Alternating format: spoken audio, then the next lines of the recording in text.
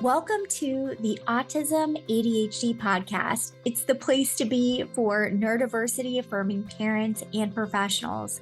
I'm your host, Holly Blanc Moses, the mom neurodivergent therapist. Here we chat about emotional regulation, mental health, social support, executive functioning, learning, and more, all aimed at empowering us to support kids and teens with compassion and understanding. I'm thrilled that you joined me today, and I've got some pretty exciting news to share with you. For those rock star therapists listening right now, I've created continuing education training that is tailor-made for you. Take a deep dive into cutting-edge strategies that you can start using today. The CEs you've wanted for so long are finally here. Go to hollyblancmoses.com/CE training and sign up. You are going to love it. The link is also available in the show notes. Now, if you are a parent or educator listening and you know a therapist or a psychologist that is passionate about supporting kids and teens, I greatly appreciate it if you could pass on this great news. Thanks so much again for your support, and let's get started.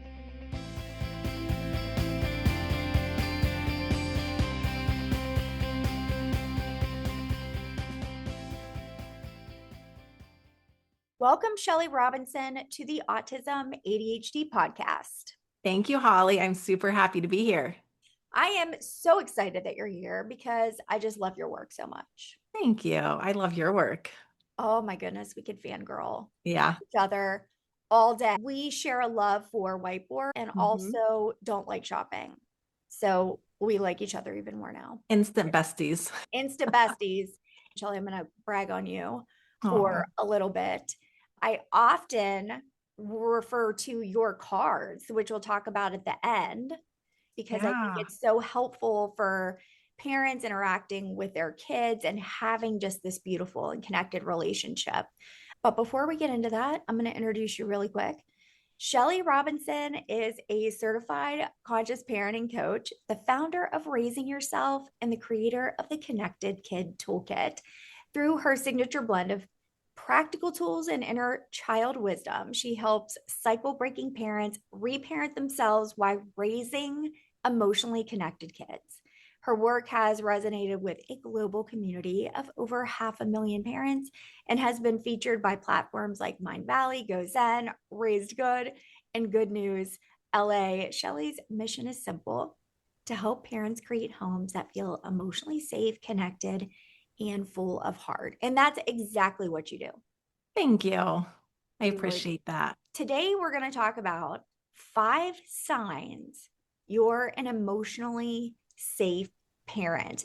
And again, one of the many things I love about your work is that you're talking to us, the parents that need to hear these things, but it's also hard to hear some of this information because it really hits us, but we need to. I need to. Yep.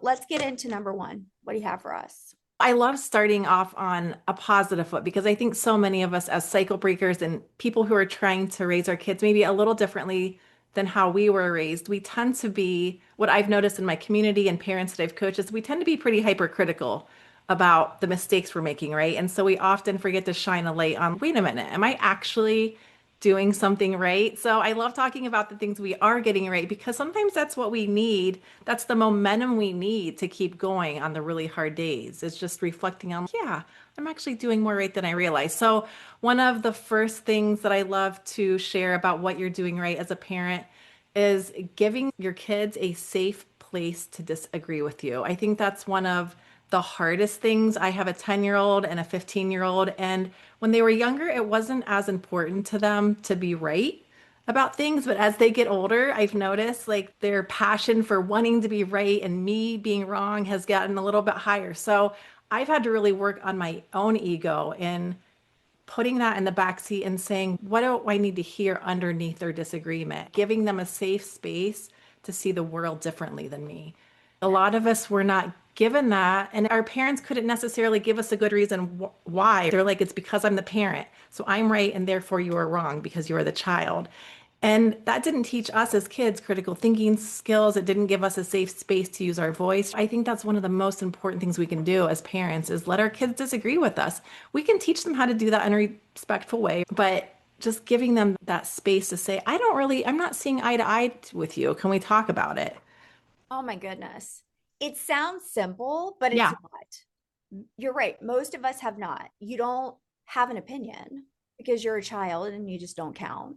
You're supposed to be Yes. seen and not heard. Right. There's that ranking system. Yeah. You don't question me. Mhm. I'm the parent. You don't question me. Again, I don't think any parents want to have a difficult relationship with their kids. Of course, we don't. Yeah. We love them. We would do anything for them, but these old things come out, especially when we're stressed. Mhm. That's why your information is so brilliant, because if we don't recognize that, we can't break that cycle.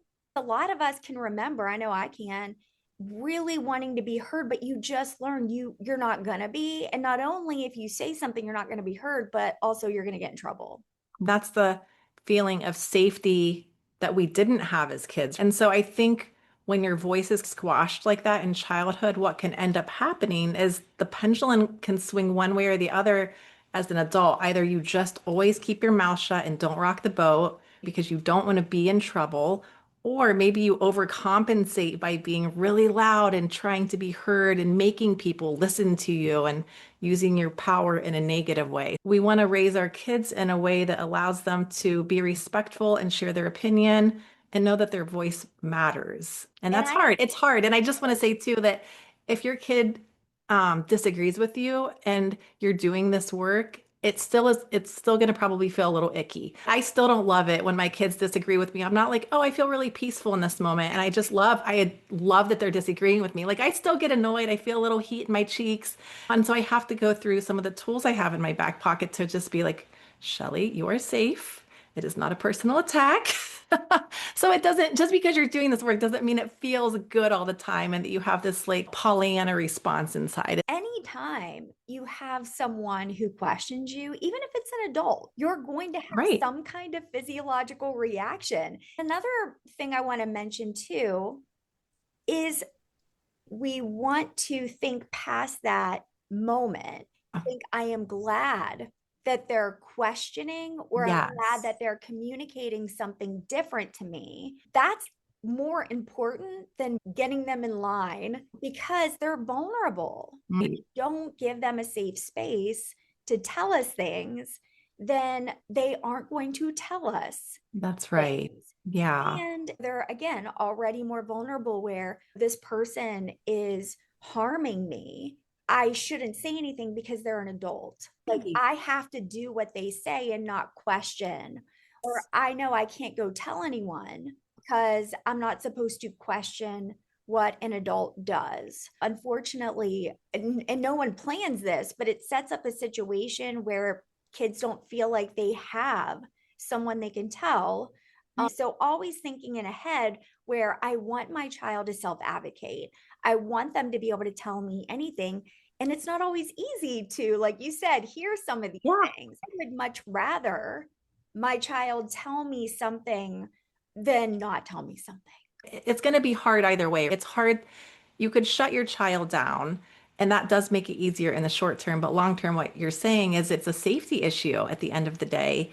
You don't want to set your child up to be afraid to speak up when someone could be harming them emotionally or physically. You want to create that safe space for them so they feel comfortable coming to you or to another adult when something doesn't feel right to them. And the way they practice that is by disagreeing with you. And then as their guide, you're teaching them how to do that in a way that is mutually respectful. And they might not get that right the first few times, right? Because they're operating on feelings and maybe impulsivity. So it might come at you a little, it might feel disrespectful or sassy. As the adults, we have to work through those triggers and we have to say, this isn't about me. This is about an opportunity to teach my child, number one, to use their voice, and number two, how to do it in a way that's respectful. And that's going to take time to build that skill. And it doesn't mean they're bad or wrong. It just means they're learning, like just like we're learning, right? How many times do we say something to another adult or a spouse or a partner and we're disrespectful to them, right? Like we lose our cool all the time as adults. So they're learning just like we are.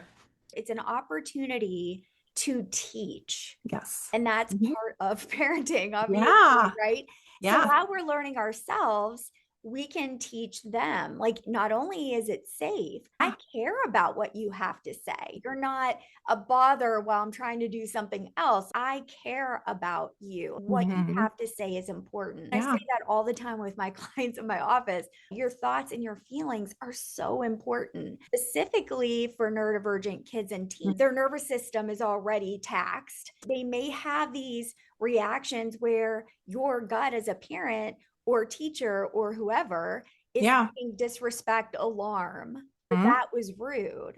What if that was just an opportunity to have a conversation and teaching instead of you coming back defensive? Again, Right. that's not easy. That's why we're talking about just Sure. practice, apologize when you screw Yep. it up, because I certainly have. Saying, you know what, I care about what you have to say. Yeah. I want to be a safe place for you. I want you to be able Right. to come and tell me. But saying that and not being safe, that's Hmm. not the same thing. They're not going to tell you things. So you have to show Right. them, not just say it, but show them you are a safe place. They're also told they're disrespectful. Sometimes their delivery sounds disrespectful, but really they're just confused. It's about getting underneath of that strong, maybe sometimes angry emotion and being curious, compassionate detectives and trying to hear the message. And then when things have cooled down, using that as an opportunity to teach. And I can tell you now that I have older kids, especially my teenage son, this recently happened where I used a rude tone with him because I was getting annoyed and triggered about something we were arguing about. And he was actually staying really calm and rational. And I was the one kind of spiraling out. And he was like, Mom, I feel like the tone you're using is not incredibly productive. I mean, there was this split second where I was like, like my little ego was like, how dare he? But I was like, wait a minute. I literally have said that to him. And so I was said, oh my gosh, you're right. I'm sorry. And it's been interesting and really beautiful to see the fruits of that labor pay off and seeing my kids use those tools that I used with them and being on the receiving end of it and seeing him de-escalate that situation with me. Now, it's not his job to do that. And I was in the wrong and I did apologize, but it was really cool to be able to have that little brief interaction with him where that happened. And I thought, oh, I'm so glad that he had that tool, right? In that moment. You've been working on it for a while. A decade at Don't be least. Yeah. discouraged if Sure. that doesn't happen the first time you try this. I feel like that is foundational when it comes to a relationship with your child. Doing that inner work, breaking that cycle, the reparenting yourself, Yeah. especially for neurodivergent parents, they were told they're rude. Watch your tone. But it wasn't because of their tone, it was the way the person heard them. Not long ago, a client of mine had quote unquote questioned a Hmm. teacher and was told that was disrespectful. But really, they were confused as to what was happening because one teacher told them to do one thing, and then later another teacher told them to do something else. And so when they questioned, it was like, don't question me. That teacher was probably stressed in that Yeah. moment, but you can see how a child learns that it's not safe.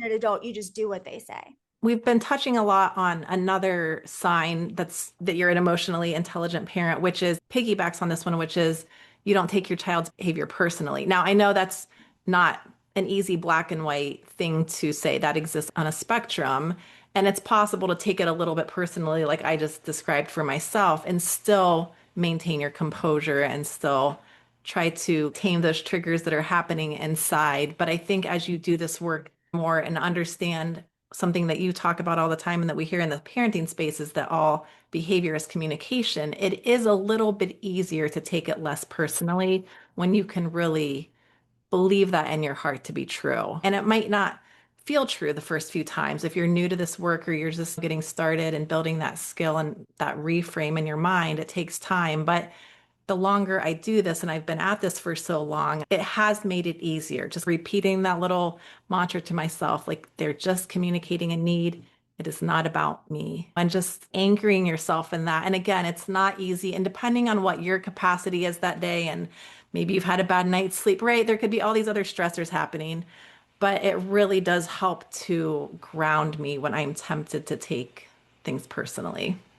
And it is hard, especially if it is, I hate you, you're horrible. Yeah, right. Very personal. Yes, and my kids know that I'm a parent coach, so that has been thrown in my face a Oh, couple yeah. of times. Oh, shouldn't you be a little more like under control, mom? This is your job. And but Oh, it's same. also a good reminder that I'm like, no, actually I'm messing up all the time and I'm apologizing. Another sign of an emotionally, we're talking about all these signs of emotional intelligence in parents in these conversations, the apologizing.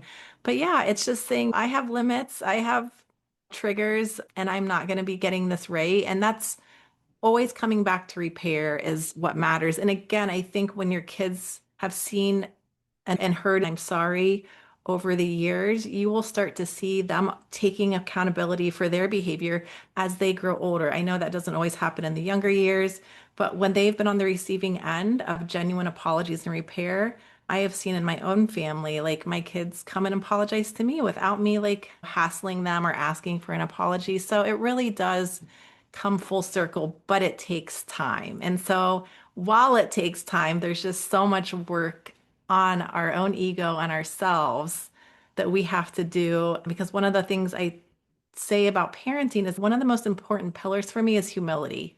I have to get out of that thinking that I am right because I am older.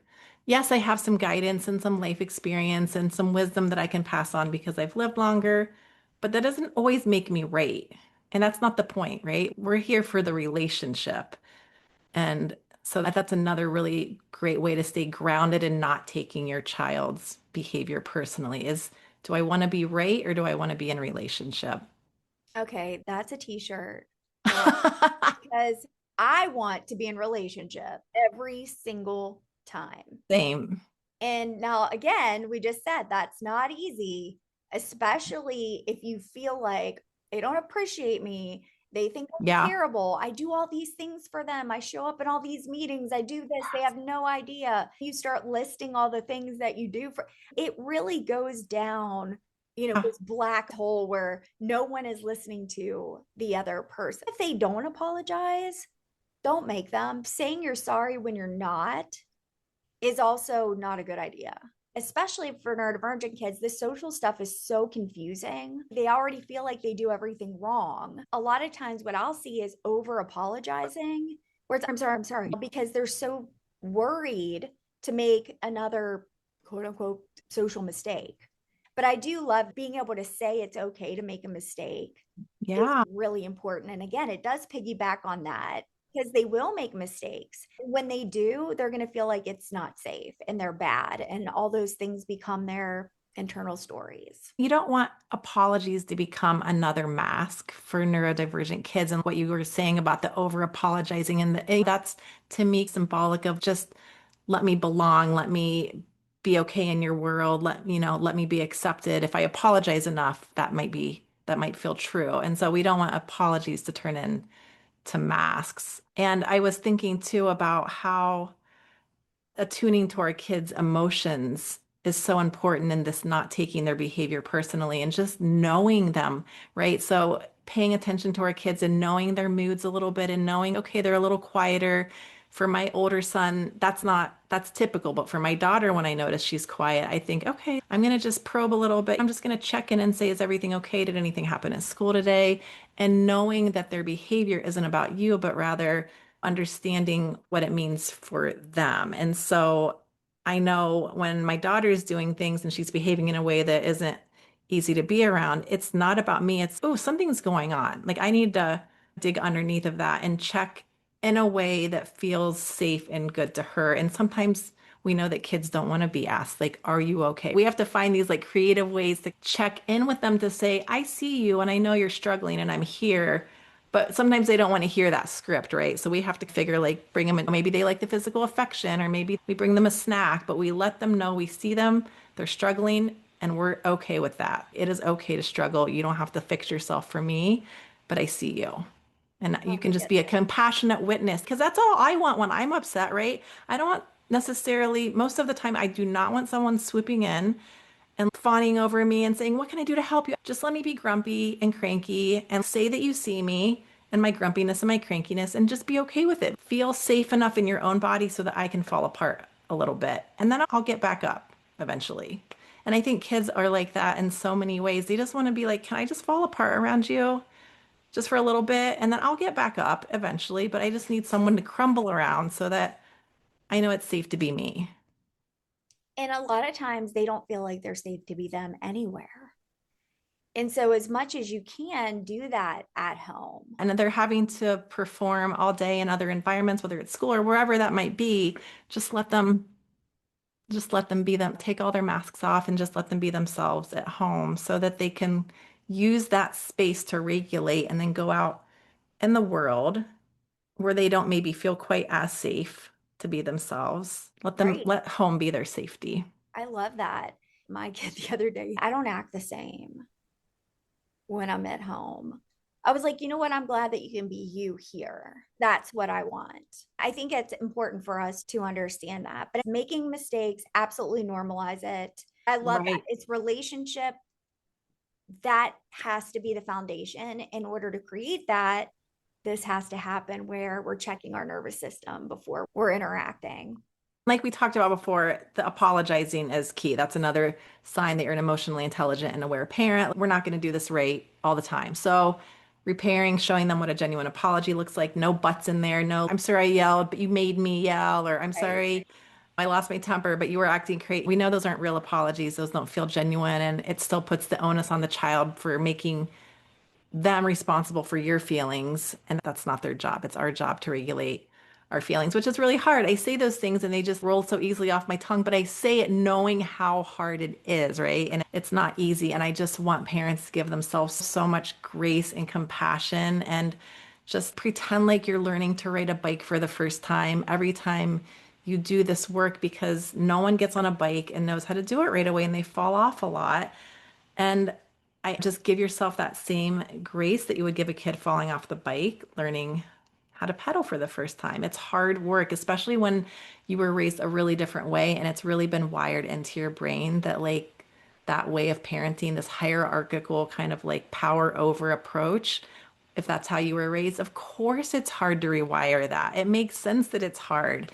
So I just want people to be so gentle with themselves. I do too, because we also have the struggle of society and those around them. Yeah. It's the holidays. You listening may hear, I would never let my kid talk to me that way. Or you want to be a person that your child can come to. That does not Right. make you a bad parent. It doesn't make you someone who lets them get away with everything. Be a person that they feel like they can be themselves with. Absolutely. Number four is choosing teaching and guiding over punishment. And this is all connected, right? This gets a little bit into our ego and what our long-term game is. Like, is the goal to immediately shut down the behavior because it makes us uncomfortable, right? By using that kind of power over approach. "I'm taking your iPad away if you don't stop hitting your sister."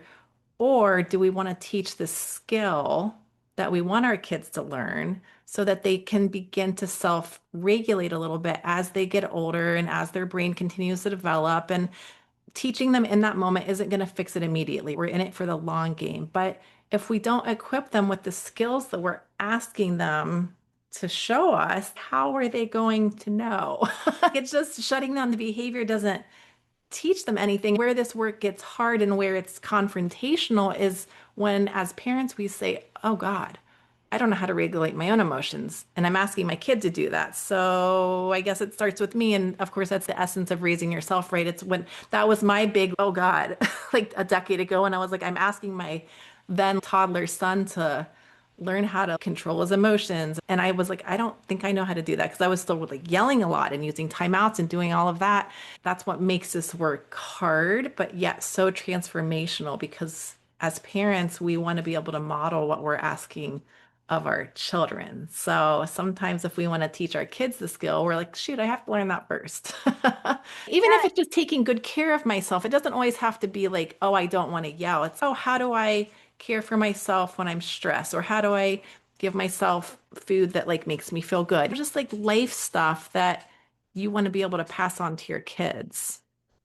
Even screens. If you're like, I don't want my kid on screens all day, but every time they look at you, you're scrolling your phone. And I don't say that in a judgmental way. As parents, most of us are working on not doing that, right? Because those are so addictive. And yeah, it's just about owning like where we have our own gaps and then being willing to work on those and then teach them to our kids and also empathize with them. Yeah, this is hard.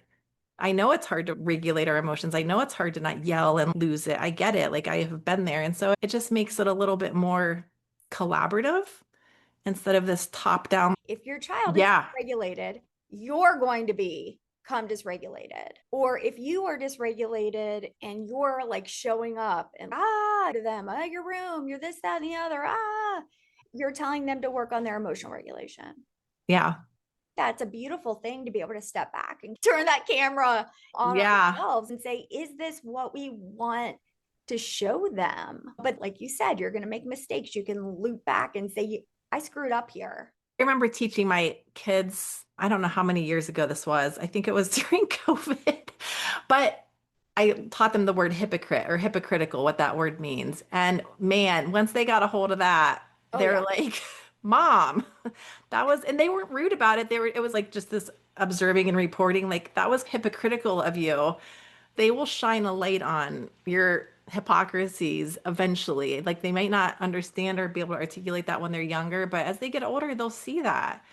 And that's again like our willingness to say, you're right. I'm asking you to get off your screen, and yet here I am like scrolling on TikTok all day, whatever it is. Or I'm asking you not to snack before dinner, and I just downed a whole bag of potato chips before dinner, which I've also done. So there's always an opportunity to just shine the light on us. And I think kids are willing to be a lot more accountable to their own behavior when they see us doing it because we're not trying to prove anything. We could do a podcast episode just on that. Most of the kids that I work with, and being neurodivergent myself, it's not always easy. I can do much better now that I'm an adult, but it's not easy to come up with the words to explain what's happening for you. An autistic ADHD kid, and I certainly wasn't able to do this when I was younger either, nor would I have been allowed to, would say, I'm noticing that my nervous system is kicking up and it's uncomfortable. And I can tell that I'm about to yell. No,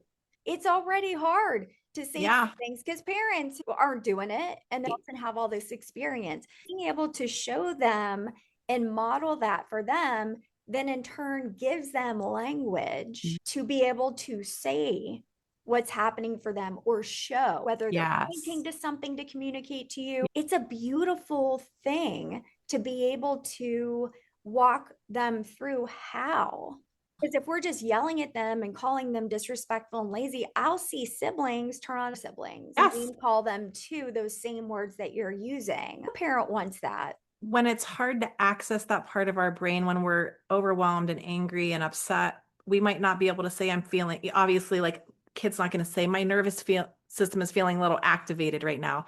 But I think kids can turn into their physical cues, like, oh, I feel my heart starting to race. Or for me, my cheeks get warm when I get angry. And inviting kids to pay attention to that and then offering them, like, when you feel that way, there's something you can do that's really easy that you can do in that moment, like feel your feet in the ground. Or one that my daughter loves is the butterfly tapping or the magic sigh, like a physiological sigh. She saw me doing what my kids call panic purging the other day. When I get overwhelmed from the clutter, I just start throwing everything away and I'm like, nothing is safe. Save your things if you don't want them in the garbage. And my daughter was like, Mom, do you think you need to try the magic sigh because you look overwhelmed? And I was like, that's hilarious. And so I wasn't like upset with her, but I was just upset with the clutter and like the overwhelm. When you're giving kids those tools, it's really cool when they like remember them and they turn around and they're like, you look a little frazzled. Why don't you try some of your own medicine? Like you said, being able to show them how you're taking care of yourself. I noticed that I was feeling a little bit stressed. This is what my body was telling me. I'm a big fan of visuals. Actually noticing the stacking. You can model that. I have a new freebie coming out where it'll show I'm tired. I was hungry. I was stressed because of this happened. There was this loud noise. The parent can show visually in not Yes. even asking the child to do anything, but Right. just being a model for them to see this Absolutely. is how it happens. Because when we yell, it doesn't come out of nowhere. Exactly.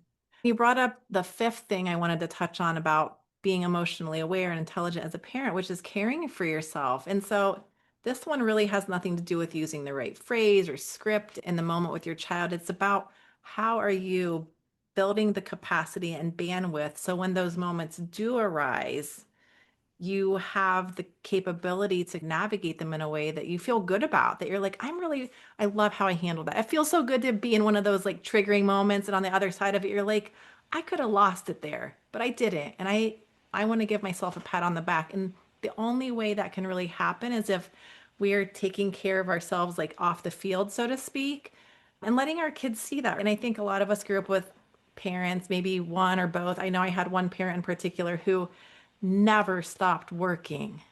So when I see like someone in my house taking a break or a rest, my knee jerk reaction to that is a little bit of judgment, a little bit of, what do you think you're doing? Why are you resting? Why don't you suck it up?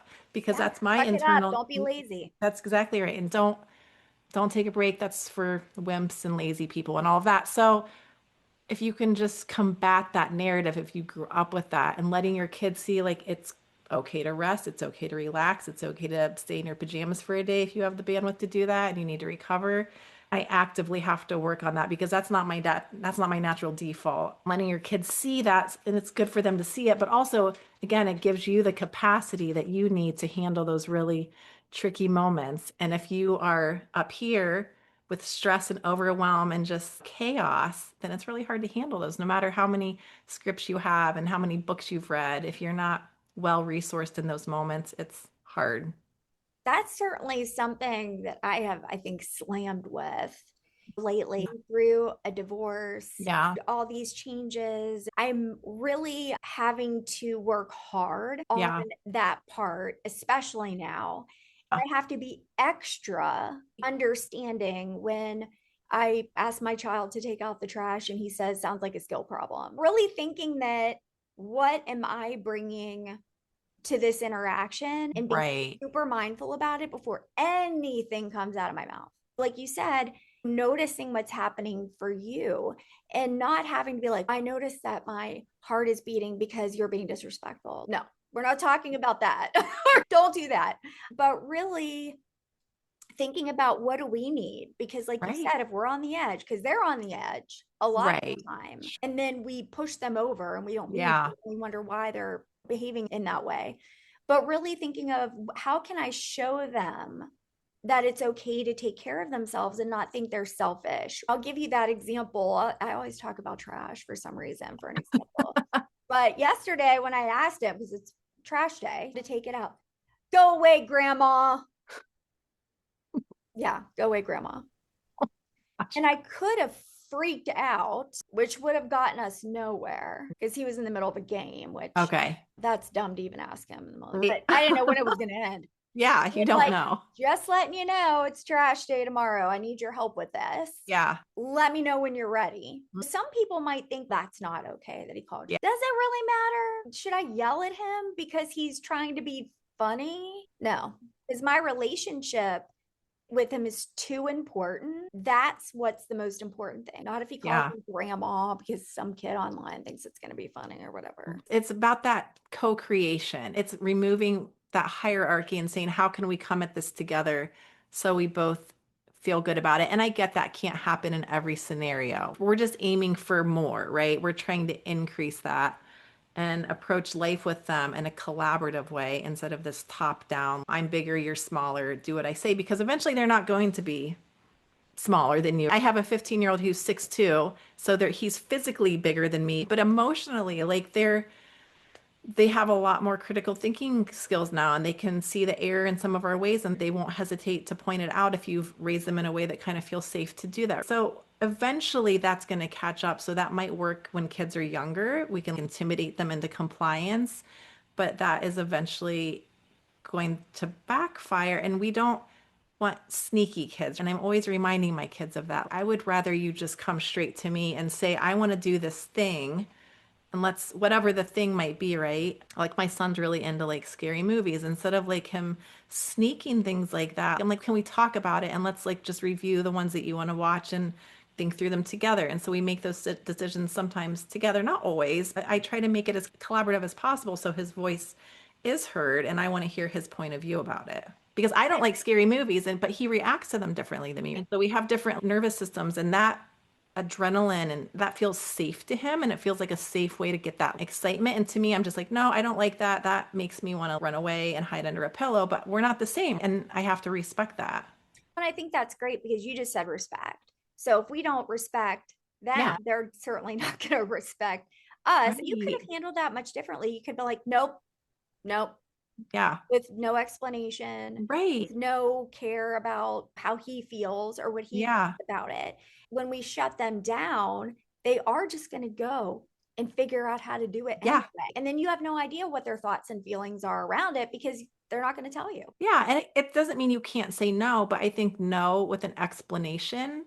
It doesn't mean they're going to like the no. There have certainly been movies where I'm like, absolutely, that's a no. And I explain why. And you have to also tune into your kid and what they can hear. Like my son likes to hear the scientific or the neuroscientific explanation about some of the things I say no to. My daughter doesn't really care. So I don't get into that with her that much, but kind of tuning into what your kids want to hear when you do say no. And like they will ask for a reason. And if I don't give them one, if there isn't a legitimate reason and I just say no because I want to be on a power trip that day, which is sometimes true. Like I'm like, can I just say no to you? And they're like, that's not how this family works. I'm like, oh, it's so annoying. What have I created?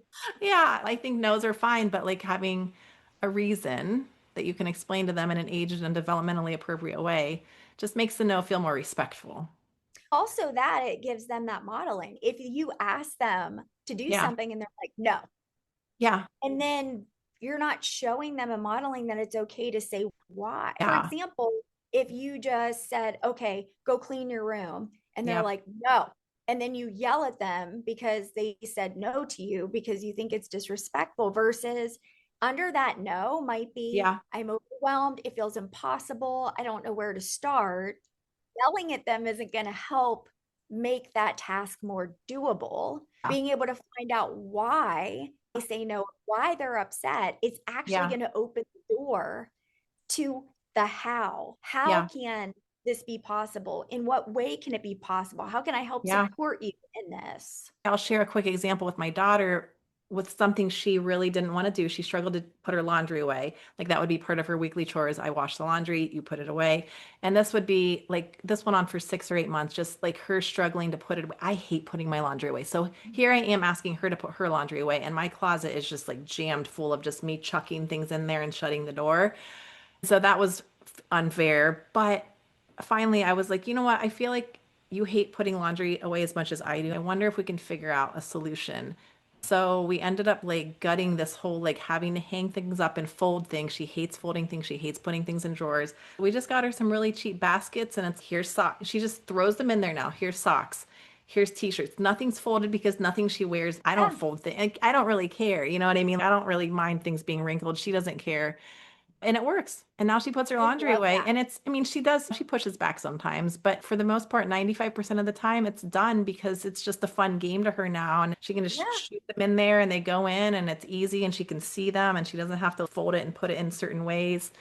I can't tell you how much I love that, Thank because you can you. think about all the ways that could have gone sideways. I think I shared with Cam on her podcast, and Cam is so lovely. Dr. Yeah, Cam, I love she's in our her. group as well. I told her I was in trouble so much about my room and how messy and how Yep. I was lazy, I was irresponsible, I was all the things. And I'm the least irresponsible person you'll ever meet. Like I'm super uber responsible. But that was hard for me. Having ADHD, didn't know that, being autistic, didn't know that. It became so painful. I was scared all the time because somebody was going to come in my room and tell me how bad it was. I couldn't keep the top of my dresser clean. I could do a gazillion things, but that Yeah. is really tough. So, like I said, I'll be 51 on Friday, girl, and I don't have a dresser. I don't have a dresser because Yeah. it was horrible. Oh, What's cool about it? Who cares? It doesn't have to right. work one way. Who Right. decided dressers were a thing? Decided that maybe they did it because of whatever was happening back in the olden days. It made sense then. It doesn't really make sense now. No, it doesn't. It doesn't make sense for so many people. You and my daughter and me, we're not the only people who hate that task. And it doesn't work for a lot of our brains for whatever reason. Why can't we just come up with solutions that work for people's the way their brains think and that what makes things easier? Like, why do you want to make a task like that harder than it needs to be? That's just an example, but there's so many other things that we want to teach kids that there's more than one way to get there. And by tuning into them and seeing them and saying, I can see that you don't love to learn that way. I can see that you love to learn visually. And we put them in these situations and they're in the classroom sometimes where it doesn't always work that way and they can't get that much individual attention. So it's our job at home to see them as much as we possibly can. And it's hard to see them if we don't see ourselves first. And that's again the essence of starting with us. If we can't see that maybe we need different accommodations and we need to do things a little bit differently, we have to be able to accept that about ourselves first before we can accept that about our kids and embrace it. I don't just mean accept it and tolerate it, but embrace it and being like, I love the way you are. I love exactly the way you are. And we can't, it's so much easier to say that to our kids when we say that to ourselves. And I am actively working on that myself. I am in my mid 40s and I still struggle with just, you're awesome the way you are. Like saying that makes me a little bit teary eyed because there's a part of me that still doesn't believe that's true. So I'm actively overriding that. You're scattered, you're lazy, you're chaotic, and just being like, you're awesome. Your brain is awesome. You're awesome. So that I can say that to my kids and mean it wholeheartedly. Every time I read your stuff, I get teary. We need to look at ourselves because we're bringing so much to the table. If we don't do that work, they're not going to trust us. They're not going to tell us things. And then that can lead to all kinds of other things that we don't want to happen for them. It comes back to relationship every single time. I know you say this and I say this as well. Do I want to be the unsafe person that's like yelling, screaming, or do I want them to know they can trust me? I'll listen. I'll be able to do the best I can in this moment for them and how important they are to me. I think most parents will say, yes, that's how I feel. And we have to do the work to show up that way. Hopefully doing the work in a way that prevents to let our kids backpack when they're adults be a little bit later, right? We're not going to do this perfectly, but we're all unpacking a lot of pretty heavy baggage from our childhoods about what we learned about ourselves and what we internalized. And we just want to make that load a little bit lighter for our kids. I love that. It might not be empty, but just later. We're just going for later. Exactly. Yeah. Thank you so much, Shelly. Oh, this has been so fun. I appreciate you. And I'm so glad that we are friends. So let everyone know how they can learn more about you. Yeah, I am on Instagram, Facebook, and TikTok, Raising Yourself, and ShellyRobinson.com is my website. Yes. And I'll make sure that I have everything below. Okay. And how you get to Shelly's lovely work. Especially, I have to brag on your cards. Oh, thank you. You got to go get Shelly's cards because she has this beautiful way of expressing with what they need to hear and what we need to hear when we're reparenting ourselves. I love them and I use them. Thank you so much. I appreciate that. You're welcome, Shelly. And I'm sure we'll be chatting again soon. Yeah, absolutely. Thank you, Holly. Take care. Bye-bye. Bye.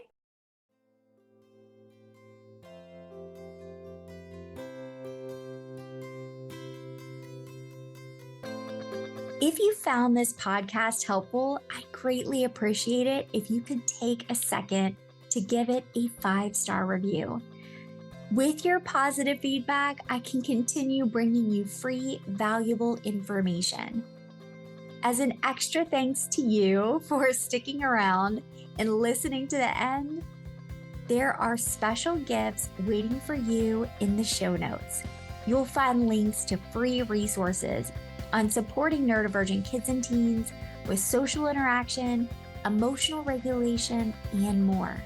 So come on down to the show notes and get your free resources. Take care, and I look forward to seeing you next time. All content provided is protected under applicable copyright, patent, trademark, and other proprietary rights. All content is provided for informational and educational purposes only. No content is intended to be a substitute for professional medical or psychological diagnosis, advice, or treatment. Information provided does not create an agreement for service between Holly Blanc Moses, Crossvine Clinical Group, the interviewee, Holly Blanc Moses LLC, and the recipient. Consult your physician regarding the applicability of any opinions or recommendations with respect to your symptoms or medical condition or the symptoms or medical condition of your family member. Children or adults who show signs of dangerous behavior toward themselves and or others should be placed immediately under the care of a qualified professional.